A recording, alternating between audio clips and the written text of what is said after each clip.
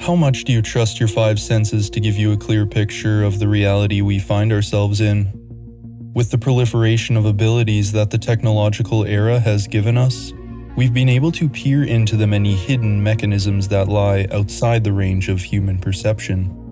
But could there be unknown forces all around us that we simply don't have the tools to perceive? It's entirely possible that the human brain acts as a filter of information, an organ specifically designed to reduce the overwhelming amount of sensory information available to awareness.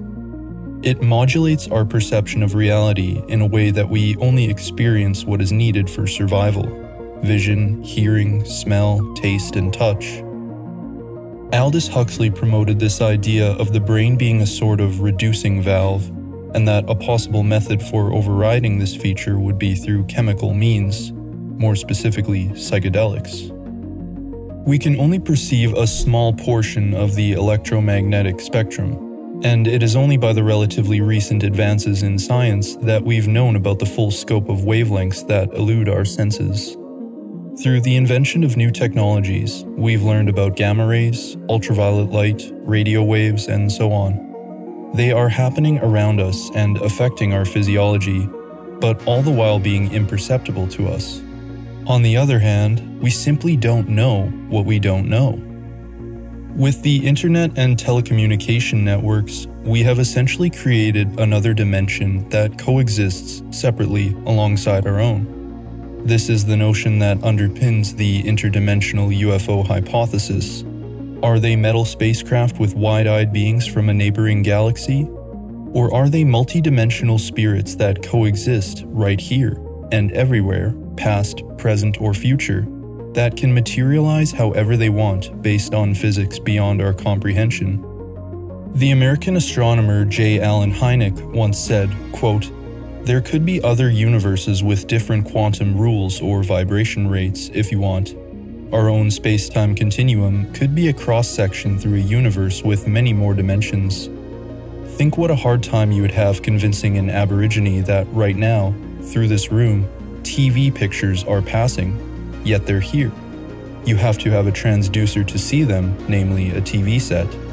Well, in the same sense, there may be interlocking universes right here. We have this idea of space. We always think of another universe being someplace else. It may not. Maybe it's right here." It has always been my suspicion that if we really are being visited by aliens, they are probably interdimensional beings. This idea has been put forth by many prominent ufologists, including Jacque Vallee and John Mack.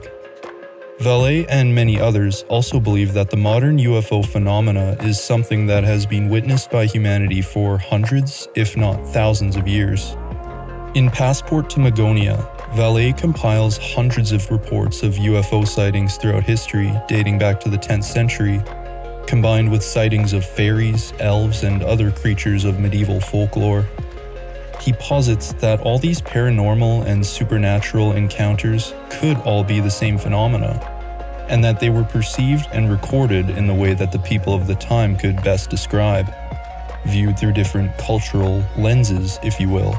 I'll mention a couple from the book that I found to be interesting in relation to flying saucers, but the parallels between folklore and UFOs go deep. Both have stories of people that are abducted, experience extreme time distortion, are subjected to medical procedures, and sometimes even intermarriage and breeding between species. In the late 1800s, there were seen mysterious airships hovering in the sky, with one story saying that it dropped an anchor that snatched up a local farmer. According to the indigenous people known as the Paiute, there was once an advanced civilization who, among other technologies, used flying canoes, which they describe as being silvery with wings. An Algonquin legend tells of a hunter that witnessed a basket containing 12 young women descend from the heavens. The hunter attempted to approach the celestial beings, but they quickly re-entered the basket and rapidly ascended out of sight. Upon digging into this stuff, it becomes clear that stories of humans encountering supernatural beings from the sky can be found in essentially every religious tradition. In the ancient Hindu texts, including the Vedas, there are detailed descriptions of what's called Vimanas, which are flying palaces or chariots. In the Ramayana text, we can read, quote, "That aerial and excellent Vimana going everywhere at will, that chariot resembling a bright cloud in the sky. The king Rama got in, and the excellent chariot at the command of the Ragira rose up into the higher atmosphere." A bright cloud in the sky, going everywhere at will? That sounds a bit like the stuff our Navy pilots have been blowing the whistle on recently. Also, is it not just incredibly strange that there are ancient texts, thousands of years old, that are basically describing rocket ships? So let's keep going. Within the Temple of Inscriptions in Palenque lies the tomb of Pakal. It is here where we can find a curious inscription on the sarcophagus of Pakal, which seems to show a man at the controls of some kind of craft. He's in a seated position. His hands appear to be gripping a handle and switches while he intently looks forward. He is surrounded by what appears to be machinery of some sort. Is that what's really happening here? I don't know. The alternative explanation is that this is all symbolically depicting his ascent to the afterlife, with the underworld below him. But in truth, we have no idea what this means. There's so many more examples of ancient gods or beings that could be interpreted as some kind of alien or interdimensional entity. It's almost always some kind of story of a supernatural or advanced race that comes here and helps us or imparts wisdom or skills to us in some way. Many times they are malicious or demonic. The Anunnaki, the fallen angels, and the Watchers in the Book of Enoch, the Neolithic cave art depicting therianthropes, the wheels seen in Ezekiel's vision of the chariot, or the archons in Gnosticism, to name a few. Then there's these culture gods or wisdom bringers like Viracocha, Quetzalcoatl, Enoch, Vishnu, and so on, who seem to just show up out of nowhere, usually after a catastrophe, to teach us things. After the knowledge was passed on, they said they'd return someday, and off they went. But when thinking of these things with the ancient alien idea in mind, does that mean that the Vimanas or chariots of fire were literal nuts and bolts spaceships that traveled through space to get here? I mean, I guess anything is possible, but I kind of doubt it. However, I think it would be more likely, and indeed far more interesting, if these were not physical beings like us, but rather spiritual, interdimensional beings. I feel like this idea really ties everything together well. These entities coexist alongside us in a separate dimension, and have for a very long time. It would explain why there are so many parallels between the many supernatural encounters throughout history. Their physical manifestation here in the form of UFO crash sites, and the physical wounds or healing done to abductees, might be explained by their ability to enter the vibratory range of our 3D space and materialize or dematerialize at will. I found a fascinating FBI document from 1947 that actually talks about this. It starts off as a pretty standard UFO sighting report and mentions how a very serious situation may soon develop with regard to the flying saucers. Then it lists about a dozen characteristics about them, like their mission is peaceful. The visitors contemplate settling on this plane. Note the interesting wording there, plane instead of planet, possibly implying they came from a higher astral plane. They do not come from any planet as we use the word, but from an etheric planet which interpenetrates our own and is not perceptible to us. Wow, I guess that answers the question. The bodies of the visitors, and their craft also, automatically materialize on entering the vibratory rate of our dense matter. The discs possess a type of radiant energy, or a ray, which will easily disintegrate any attacking ship. They re-enter the etheric at will, and so simply disappear from our vision without trace. This last one I'll read is one that I found particularly interesting. The region from which they came is not the astral plane, but corresponds to the locus or talus. Students of esoteric matters will understand these terms. Damn, I had to look that one up. Loka is a Buddhist and Hindu concept for a collection of ethereal realms, with definitions varying depending on the tradition. Vedic scriptures describe 14 lokas, constituting the higher 7 and the lower 7 lokas. It is also believed in several Indian religions that many of the lokas are inhabited by various divine beings. Moreover, I think we could learn far more from interdimensional aliens than some physical aliens that live on another planet, because they would still be material beings like us, and might have the same big questions and problems as we do, even if they are thousands of years ahead of us. I'd probably be asking them, do you have a god? Is it a trinity like all the ones we have? Or, do you know what happens after death? Do you guys believe in reincarnation? It's possible that biological aliens wouldn't know much more than us. However, I'd say that a spiritual entity that exists in higher dimensions certainly would. In fact, I'd go so far as to say that the religious and spiritual inclinations that we have come from direct experience with these higher planes in the past, either through the UFO, psychedelic, or other altered state of experience. In my opinion, it seems likely that this is the base of all religions. Terence McKenna once said that the flying saucer is the soul become object.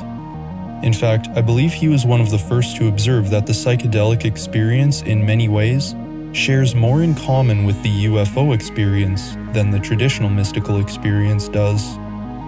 A recent study on the DMT entity phenomena done by Roland Griffiths gave some fascinating insights into the nature of the beings frequently encountered after consuming DMT. This is the largest study on this subject to date, and even acknowledges the correlation between alien abductions and religious prophecy experiences to those seen when a sufficient dose of DMT is ingested. I think it's worth mentioning some of the findings here. Consisting of 2,561 participants with an average of 6 lifetime uses of DMT, 56% reported encountering some kind of entity during the experience. Most of the time, the interaction was initiated by the entity, and up to 85% of these interactions involved senses and communication that was telepathic in some way. Here's a list of the descriptions given to these entities, most frequently described as being, guide, spirit, alien, helper, and angel. It's quite strange that a large number of mythical and religious beings are reported here too. When we pair that with the finding that a large number of atheists no longer identified as such after their experience, it certainly raises some questions about the nature of this molecule. Furthermore, 96% felt that the entities they encountered were conscious and intelligent. 78% felt they were benevolent.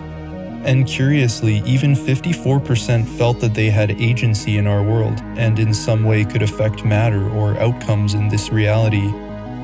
But I suppose they aren't all just love and light, as there was a small portion that were reported as being malicious or negatively judgmental. So what do we make of all this? In The Sacred Journey, Robert B. Clark postulates that as Western man's worldview has become increasingly limited to the investigation of matter, so too has its encounters with spirit. We could say that UFOs are the modern interpretation of the encounter with spirit. The increasingly materialistic and reductionist worldview would explain the lack of holiness in many of the encounters. I'm not sure if that explains everything though, but I wasn't expecting to find the theory of everything for the UFO phenomena while making this video.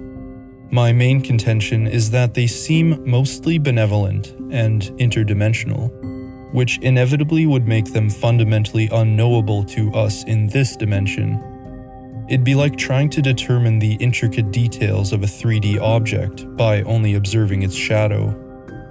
The psychiatrist and one of the most well-known researchers of UFO abductions and the psychology of religion, John Mack, says that a common experience of UFO abductees is that they feel as though they've been opened to Source, felt as if they've returned home, or become witness to the Godhead, the spiritual origin of all that is. Right away, this sounds just like the classic psychedelic experience. These are the ancient teachers of mankind. They exist outside of time and space, and have probably been watching us for a very long time. Some are good and some are evil, and that's just the nature of things. However, we shouldn't fear an alien invasion, however the news might present this stuff. What we should fear is another 80 years of silence, another 80 years of not knowing the truth. With the intriguing connections between the UFO and the DMT experience though, it seems as if we finally found a repeatable and verifiable method for initiating supernatural encounters, something that the randomness of folklore and abduction stories always lacked. If the brain really is a receiver of information that can be chemically tuned to witness the hitherto imperceptible, then we really do find ourselves at a truly novel point in our spiritual evolution. Looks like this video is already getting pretty long, so I'll wrap it up here. Let me know your thoughts below, and leave a like if you enjoyed it. As always, I've got the links to my sources in the description for anyone interested.